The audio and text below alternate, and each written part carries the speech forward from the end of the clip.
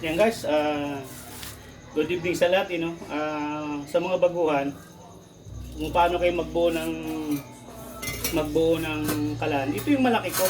Yan, no? Ang sukat nito guys ay 1 feet, no? 1 feet siya, 12 inches siya, no? Kwadrado. Yan, 12 inches siya kwadrado guys. Tapos ang height nito, 9 inches ang height nito guys. Yan. Kaya medyo hindi masyado mataas no. Tapos ang kapal nito guys, dos to. Ang lapad dito dos. Tapos ang kapal nito 2.5 no, ang kapal nito. Yan guys. Tapos ito may maliit ako. Ito yung small ko, ito yung best seller ko. Ito siya. 10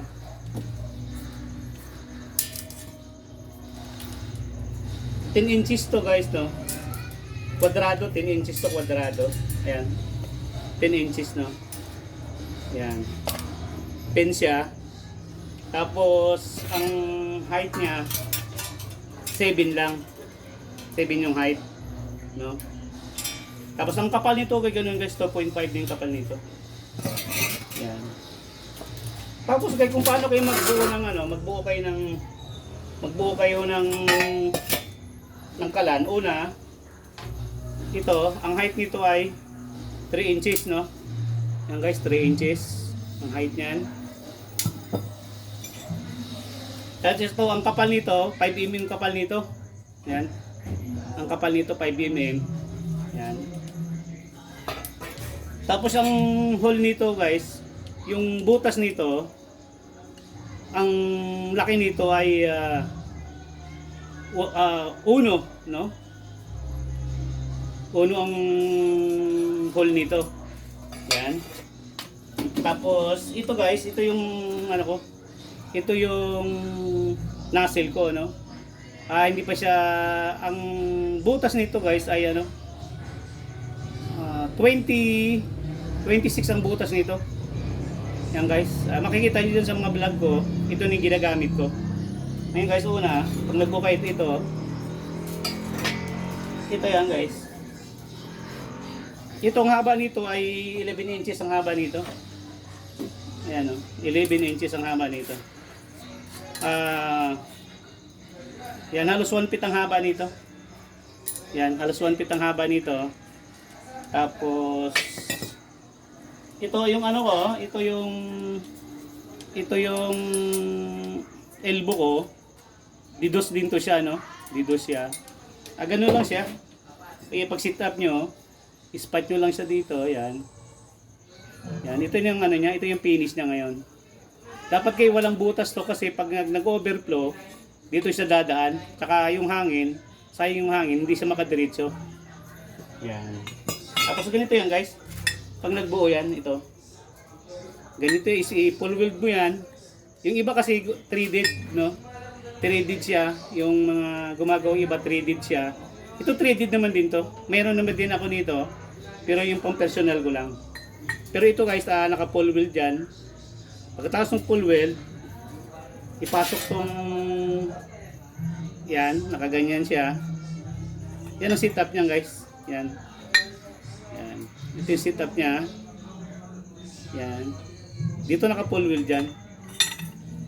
Yan. Full wheel din siya dyan. Tapos after nyan, pagkatapos na dito, ito naman siya. Ayan. Yan guys. Yan. Pero ito guys, hindi to pang dito, no? Kasi pang double burner to. Ang height nito ay 4 inches, no? 4 yan. Pero itong gagamitin ko, itong ginagamit ko ngayon, puro D3 na. 3 ang height niya, no? Tapos 4 yan, 4 inihap ang niyan, ang bilog niyan, no? Yan. Pero ang inside niyan 4, no? Yung sukat talaga niyan 4 sa inside. Ang outside niya, yan. 4 inihap ang outside niya. Yan. Kaya ganito mangyayari yan guys. Yan, ganyan siya. Makikita niyo sa vlog ko, no? Yan. Yung mga nag-uumpisa pa lang, kung paano gagawa, no? Tapos ito siya guys. Ito siya. Yan. Ito yan. Ito 1 in 3/4 to. Ang ano nito. 1 in 3/4 nito. 1 uno to. 3/4 yung ano. 3/4 yung maliit. Yan, mabibili yan sa hardware yan. Ito mabibili sa hardware yan.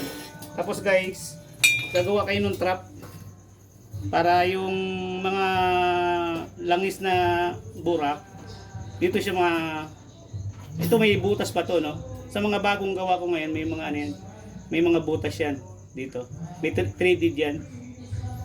Ayan guys, bukas bubuuin natin to na to, no? Thank you guys. Guys, huwag niyo kalimutan mag subscribe, no, sa aking YouTube channel, sa aking Facebook, no, sa aking i-follow nyo ako sa Facebook page ko guys, no. Yan, pag nakapalo kayo medyo may bawas kayo, no.